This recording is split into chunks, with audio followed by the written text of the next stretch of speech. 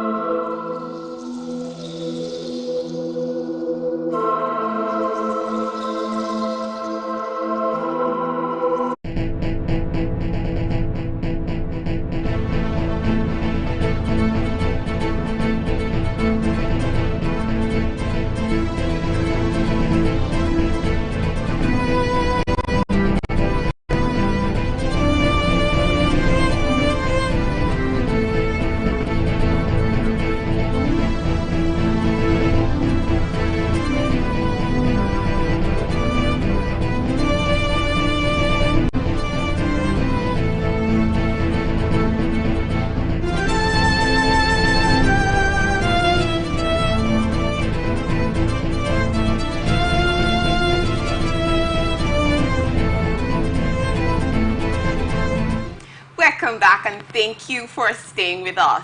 Like always, we have an amazing guest with us here at the studio, and he's no other than Eyumo's son, Mufasa. He's a public affairs analyst, a social media commentator. It's a pleasure to have you here, Mufasa. You're welcome. Thank you very much. You find it very difficult to... It's Eyumo's son, actually. Eyumo's son, okay. No, I'll try not to make this mistake next time. Thank you, Chidima, It's a pleasure to have you here. It's always my pleasure. I hope the advertising is not too much on you. No, well, that's why you see me, I'm on jacket. to warm up. To cushion the effect of the amateur. And it's a black suit anyway. Yeah, I'm on black. I'm mourning the country. You're welcome. You're welcome. It's a pleasure to have you here. Pleasure, it's actually a regular in the studio. It's a pleasure to have you. We'll dive. We have that Monday Okpebholo, governor of Edo State, has accused his predecessor, Godwin Obaseki, of deliberately withholding books donated to the state by President Bola Tinubu from students in the state. Okpebholo alleged that Obaseki, who governed the state on the platform of the opposition People's Democratic Party, PDP, did not distribute the books to students because they featured President Tinubu's image on the cover. He therefore launched a statewide initiative to remodel public books and distribute the books. Okpebholo, in a statement issued on Monday by his chief press secretary, Fred Itwa, announced that the first phase of the remodeling project would address 8 schools across the state's 3 senatorial districts, while overseeing the distribution of textbooks and other educational materials in Benin City, the state capital. Okpebholo announced that the books would be distributed across all 18 local government areas in the state. Describing the previous governmental refusal to distribute the books as an act of wickedness, the governor emphasized that the delay in distributing these educational resources was unjustified. I remember I was talking to you about the Edo State thing, and then we were talking about the rules and all of that. And Okpebholo has been in office for barely 2 months. Almost 2 months. Yeah. And then back and forth, he has been, backlashing, if that's the right word to use, his predecessor Obaseki about not taking care of the states. And then there was the Edo Best issue that he said Obaseki did not handle rightly. And then he has also accused Obaseki of withholding donated books to students that were given to them by President Bola Ahmed Tinubu. What is your thoughts about this? Well, thank you very much. Actually, we are having a discussion of the camera about the state of affairs in Edo State. And part of what we talked about was the infrastructural deficits in Edo State, and it's quite unfortunate because I have gone there, witnessed it firsthand. And for the governor-elect, is now the substantive governor of Edo State, executive governor of Edo State, His Excellency Senator Monday Okpebholo, to be talking about books. I'm really surprised because for me, I think it's rather too early to begin to start doing the blame game. Leadership, they say, comes with responsibilities. And the moment you have been elected into a position of trust, I think the first thing you should do is to see how to make life better for the people. In as much as we are not saying that books are not important, but then again, what will the former governor want to do with such an amount of books? That the books carry the face of the president. Is Bola Ahmed Tinubu still not the president?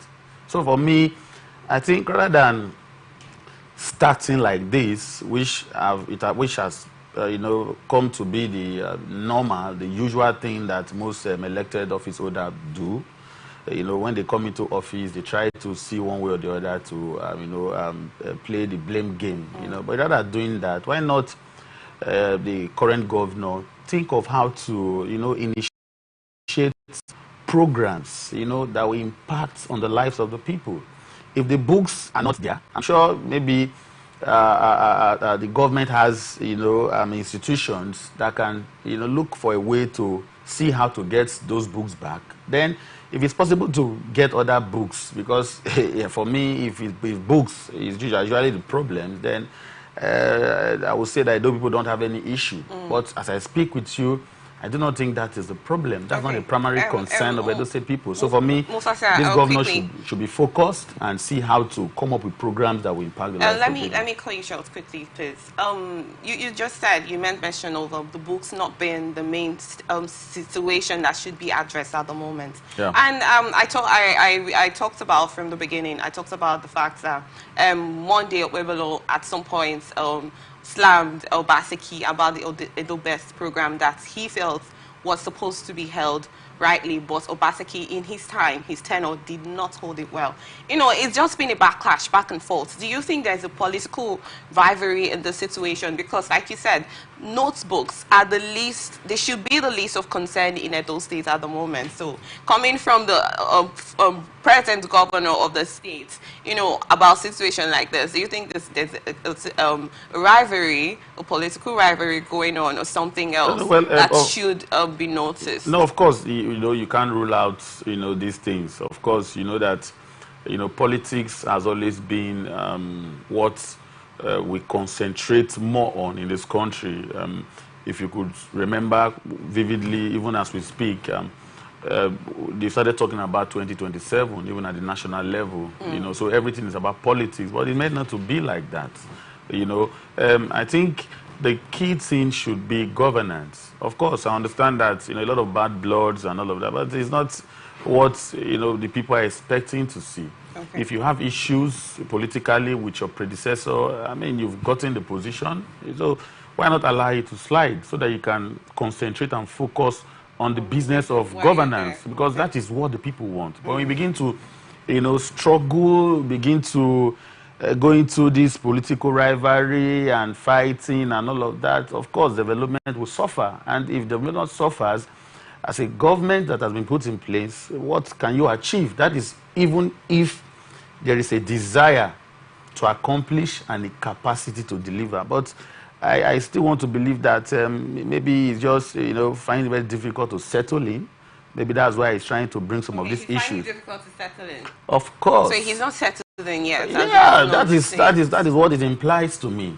Because otherwise, I'm sure that there are other pressing issues that he should have looked into on how to, you know, gain the confidence and trust of Edo people. And pressing issues like what? Pressing issues like, I just mentioned in my initial deposition about the infrastructural deficit in Edo State. Okay. You know, major cities and towns, communities in Edo State don't have good roads, access roads, even in Benin City, that's the headquarters. So, you know, these are things that the governor can just concentrate on, and naturally, even those that didn't support him would get to like him, and, you know, they want to, you know, give him more of their support, and that's what a government needs to advance the fortune of the state. Okay, thank you very much on your thoughts about that. Moving forward, we have that the Ekiti State Governor Biodun Oyebanji has approved billions of naira for clearing of 1,200 hectares of land across the state. Taiwo Olatunbosun, the Commissioner for Information, disclosed this in a statement. According to him, the approval of over 2.6 billion naira was taken at the state executive meeting held on 29th of November and chaired by Governor Oyebanji. 264,800,000 naira only for land clearing to support youth in agriculture. The exercise will involve clearing of 200 hectares of land for some interested youths in Ado and Ekiti West local governments, with both the state and the local government splitting the cost evenly at the sum of 132,400,000 naira only, he said. Another 2,350,000,000 naira for clearing of 1,000 hectares of land to support youths in agricultural program and specific communities, cooperatives for dry season farming to support youth in the initiative designed to increase agricultural production, revolutionize and boost economic potential through youth engagement at various locations across the state. Critics have, however, argued that the project's cost is excessive and unjustified, particularly considering the state's financial constraints.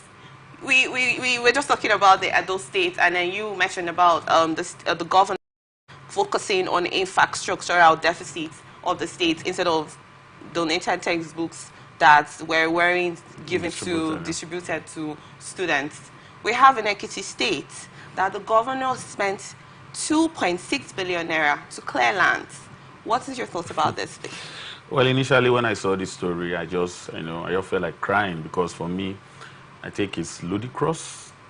It is unfortunate that we have people who have been elected into government to come up with, figures like this in the name of wanting to clear, vast acres of land.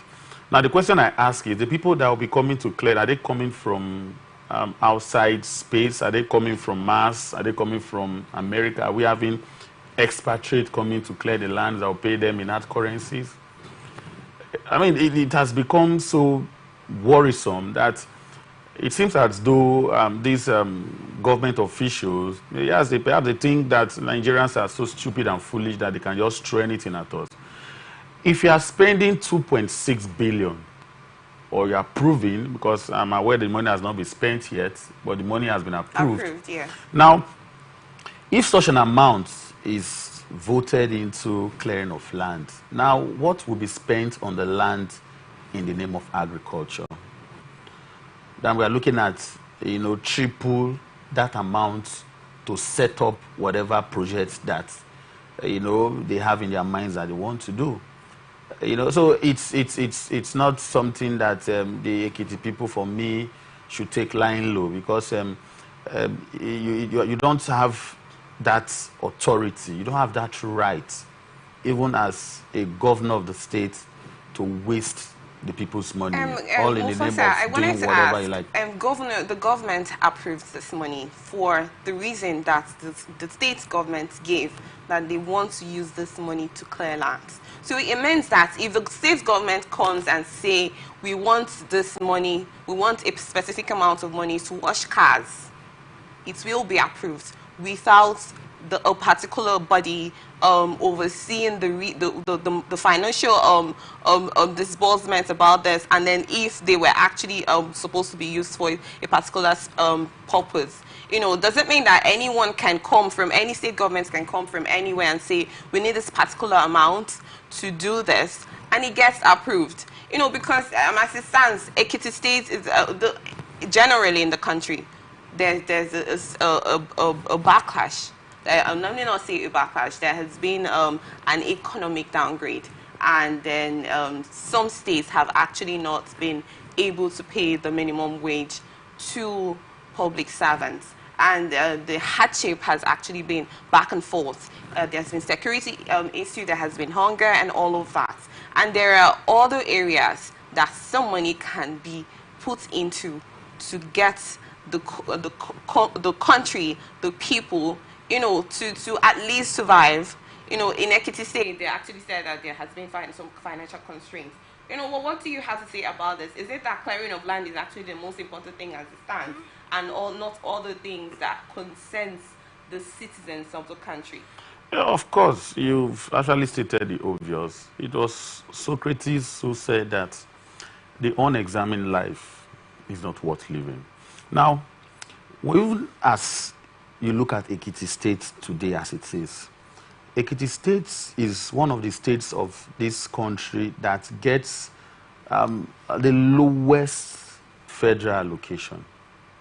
There are state revenue. No, I agreed, but we just agreed that okay, you have IGR and all of that. Well, what is the amount? You just stated that it's one of the states that even generates the lowest of internally generated revenue. So when you minus 2.6 billion from the state's coffers, assuming they want to say that, oh, it's an opportunity to engage people, everybody now becomes a land clearer, menial jobs. Oh, they will tell you that it's an opportunity for people to be engaged, to get involved. Is that the right way to spend the people's money? Okay. And funny enough, this approval went through the legislative process. Because if it did not go through the normal process of legislation, it will not be approved. So you could imagine that we even have people who are representing the people in Ekiti State House of Assembly who could have called the governor, the executive arm of government to order to say that we cannot be having to spend such an amount of money just to clear lands. What are you clearing, for crying out loud? Is it that what is in that land is something that I don't really get? Because even if you invest such amount of money in building industries, yes, the government of Ekiti State will not tell me today that they don't have industries that have been laying fallow for quite some time. And what such industry needs is just a little amount that will not even be up to what is being approved to clear lands. Then, like I've said before, if after clearing this land that they said they want to use for agriculture. For use also. Now, you've not talked about the monies that will be used to buy tractors, machines, what will be used to get seeds and seedlings and some other farm implement and tools and all the paraphernalia of farming. This is just to clear the land. What does that tell you?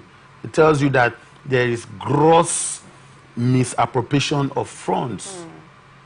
And the people of Ekiti State should not allow this to fly, because for me, I see it as an opportunity for them to siphon public funds. Who does that?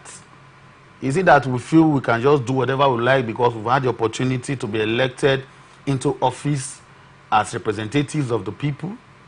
There's what they call social contract in the democratic system of government.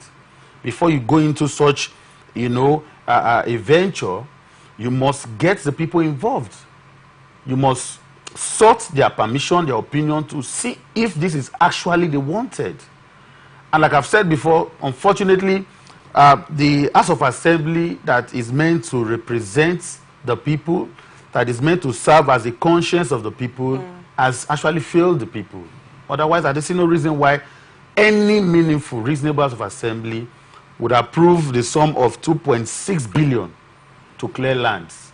So I think going forward, I'm sure the people, some persons are beginning to speak against it. Okay, yes. So if more voices begin to rise up to say that this is not right, and there are the preferences. There should be, there yes, are the most important needs. There has to be a scale of preference, basic economics. There has to be a scale of preference. What exactly we just talked about Edo State now. How the government of Edo State is talking about how the predecessor did not share books and all of that. And there are pressing issues that needed to be attended to. Farming is fantastic. Of course, we are talking about how to, grow our food banks, how the people need to be, sufficiently carried along in terms of food production and all of that. Okay. But we still have to be reasonable in doing some of these things, even if you want to steal money. I'm not saying that anybody Okay, so but that could be. Do you think that like you said, even if you want to steal money, does that mean that's a means of stealing money? No, it is outrageously humongous. It's not. It's unheard of. It's something that. Why you talked about the approval going through processes, before it gets approved, the funds get approved. Yeah. Do you think they don't check all these things? Don't you think they check all those things before they approve the funds to the states? Well, of course, the assembly members are meant to, debate on it. So they don't think that that money will not be used for the right purpose? No, of course, perhaps one or two, how do they call it now? Prayer points. Okay. You know how we send prayer points to the mail boxes of lawmakers. I didn't say anything, but what I'm trying to tell you today is the states' houses of assembly are meant to represent the conscience of the people, and I'm sure that the people were not sufficiently carried along, because I know if there was a hearing, if there was an avenue for civil society groups to look at this kind of venture, I'm sure a lot of people would have spoken against it. Okay. And, the voice of the people, they say, is the voice of God. So, conclusively, I think the governor of Ekiti State, or the government of Ekiti State rather, has not done well in, in whatever they think they want to do. Even if you want to improve in agriculture of the state, such an amount is too much to clear lands. There are other things that you can do. I think half of that amount will still suffice if we want to be sincere in this country. But we know how we do things. But going forward, the people should not just allow this to fly. They should see how to call their government to order, because that is equally the responsibility of the people. Government belongs to the people, and the voice of the people, they say, the voice of God. They should allow things to go accordingly with what is acceptable globally. I've gone through a lot of happenings in the world, and what you hear and see in this country is mind-boggling, and we need to have a rethink in how we do things. Thank you, Mufasa, on your thoughts about that. We appreciate. Talking about the government having the consent of the people, we have the Governor Babajide Sanwo-Olu of Lagos State has appealed to landlords and landowners in Ifako Iyaye local government area not to increase rents of houses and shops. Sanwo-Olu made the appeal at the inauguration of the Abiola Ajayi Oba and Oba Wolo Iju Isiaga roads on Monday. The news agency of Nigeria reports that 643 meters road construction began on October 24, 2022. The 643-meter road, including a bridge with slip roads, provided a strategic connection linking a swap belt, which some people constructed a wooden bridge for people to cross for a fee. He said that his administration's focus was to ensure the quality of life of the citizens through meaningful projects. I want to make an appeal to landlords and landowners. Do not increase your rent and land. The essence of the infrastructure built is to bring relief to the people and not burden residents. I am committed to addressing long-standing problems of communities, including flooding and commuting, Sanwo-Olu said. Similarly, Mr. Olufemi Daramola, the special advisor to the governor on infrastructure, said the construction of the bridge and link roads demonstrated a commitment of the Sanwo-Olu administration to start and complete projects for the benefit of the people. NAL reports that the governor also inaugurated the Alapere pedestrian bridge in Kosefe local government, which was destroyed by an articulated vehicle in December last year.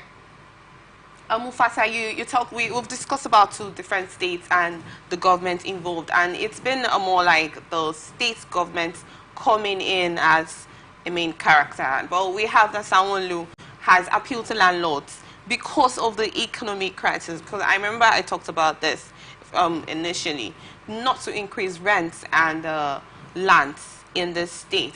We also recall that Sanwo-Olu has signed a bill to make so that there will be constant electricity in Lagos State. So it doesn't mean that there's some state governments that has the heart of people at heart, and some doesn't.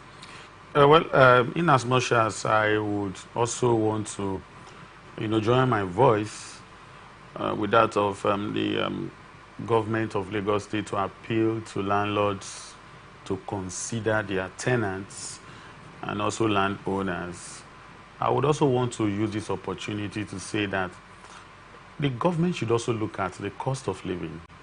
Okay, naturally in this country, people usually add to whatever services they render, whatever wares they sell. They add the extra that they spend in their usual day-to-day running. Okay, I'm going for issues there, Mufasa. You talked about people adding to cost of things they spend. Talking about this rent issue, I know you've heard about people living in a particular place, and then you hear that landowners or landlords increase rents in houses that has not been renovated, houses that's been there for years. You hear that, because of the economic value of the naira value of the country and the way the country has been, some landlords will on their own increase rents, not because that a few things have been added into the property that they own and they rent to these individuals. You know, so does that still make sense from what you're just saying about people adding money to the cost of things? Yeah, now let me just continue from where I stopped. You know, some of these landlords, they will tell you that what they used to get before, even though the property has been existing before the current state of affairs, they would also want to consider how they run their life to the properties that they own, you know, which is not right anyway. But I would rather say that the government can still go a step further by setting up regulatory bodies, agencies that would go around and see to this. Because when you begin to appeal, it goes to show that even the government at their wit ends, there's nothing they can do about it. So it's not left, you know, on the landowners, property owners to either accept or not to. You know, so the government should also see how they can, you know, mash up some of these, you know, build low-cost housing. The whole situation affects everyone. Yeah, yes, you can build low-cost housing, you know, and sell it off at an affordable rate to you know, to the people. You know, that alone will serve as a competition.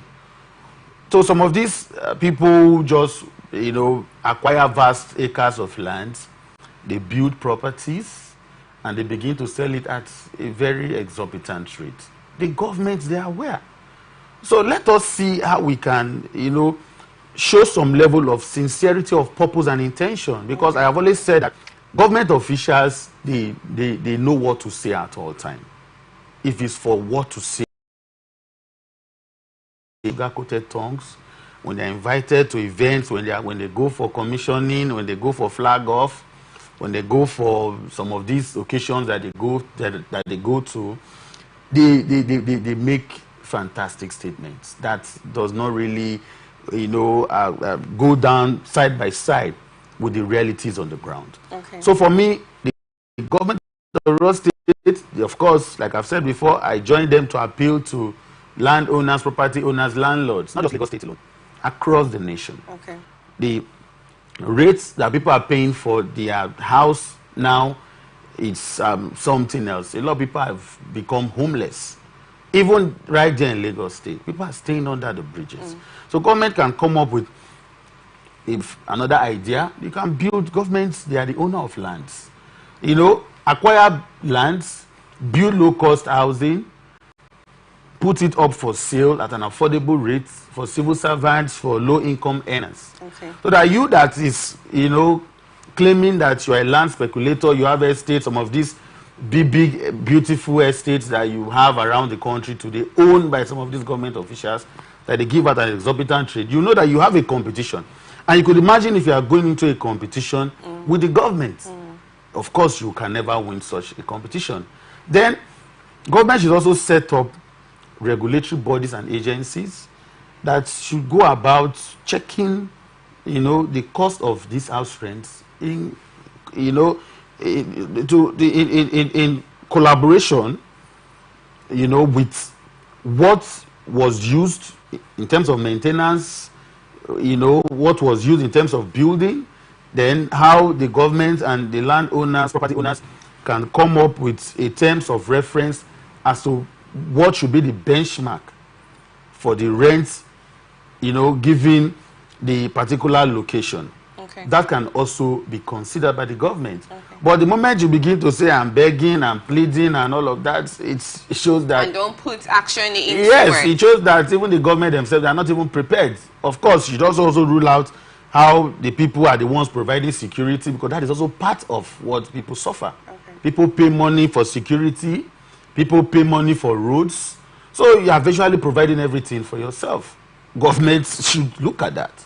Not coming up every now and then, again and again in public forums to begin to, you know, mesmerize the people with some of these, sugar-coated tongues, and I don't You keep fall in saying, for that. talking about this. Yes, that is what. Are you trying to say, in essence, that what was coming from the Lagos State governor wasn't an intentional statement, so it's not an intentional appeal? It was just something that he had to say, to get or buy the hearts of Lagos State residents. Yeah, thank you. Now, this is not the first time.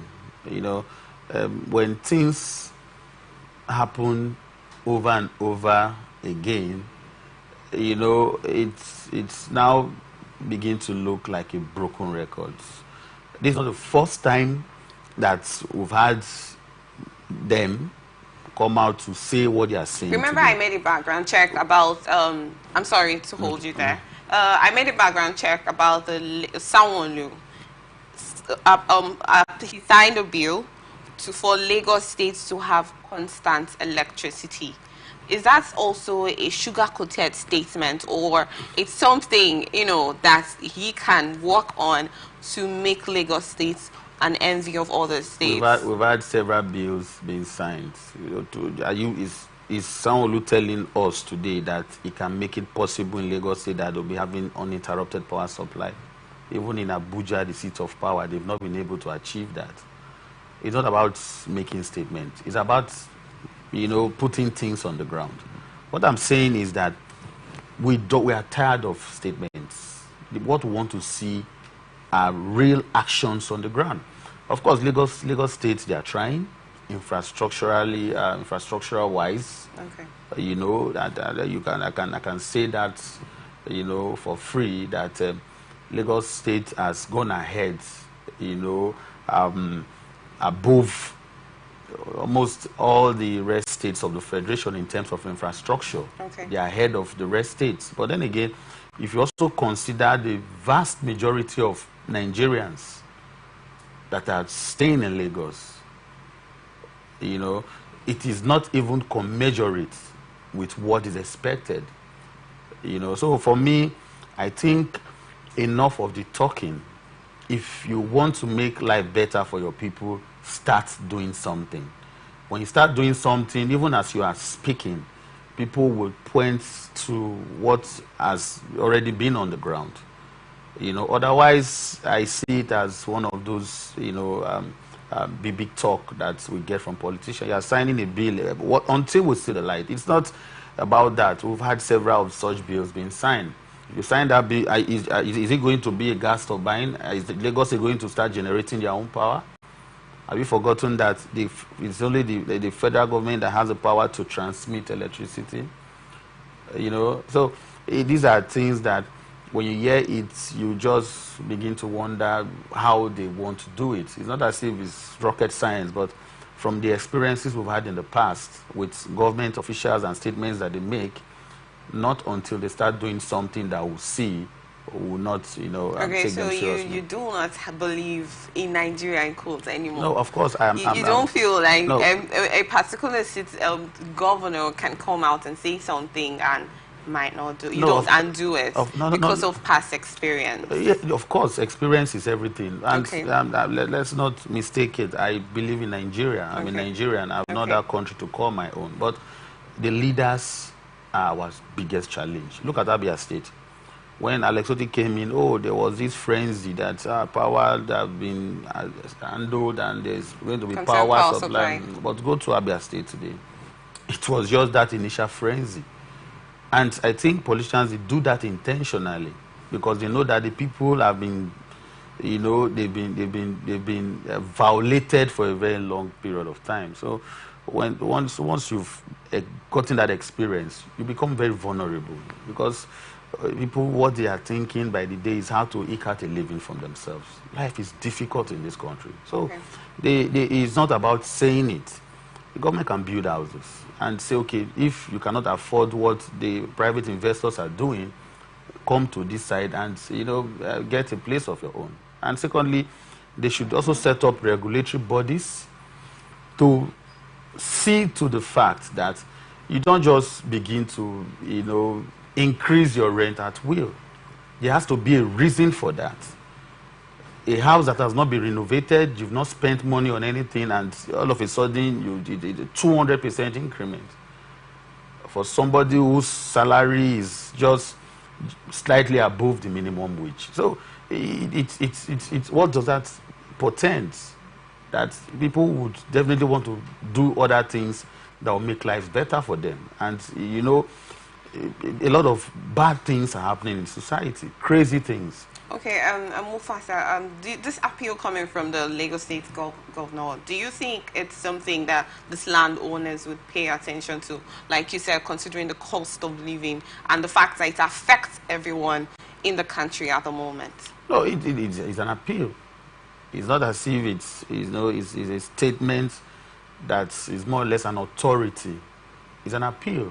An appeal simply means that I could, you know, consider you. At the same time, I could just say, okay, I've heard you and do whatever I like. Okay. The government should come up with deliberate policies that would show that they are ready and willing to make life easy and better for their people. You know, when you begin to appeal and the person you're appealing to does not even listen to such thing, what they're interested in is how to get the money that they feel has been used, you know, to set up these buildings. Even though most times the increments are, of course, unreasonable. But they know that if you, as a person, cannot afford it, there are other people who can. And if that is the case, other people will say, okay, it's, you know, it's giving them momentum. So they continue in that, you know, in that trajectory. Okay. So the government should move away from just coming to appeal to landowners and property. They should see how they can improve